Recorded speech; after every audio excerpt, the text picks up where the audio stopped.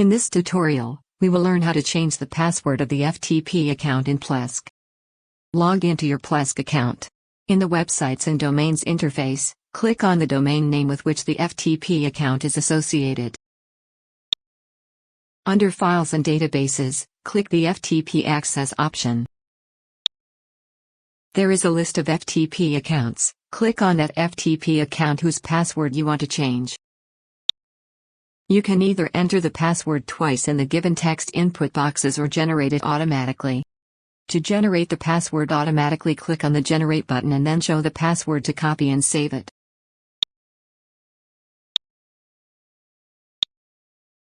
It's ready now, click OK. Success! The password of the FTP account has been changed. Thank you for watching.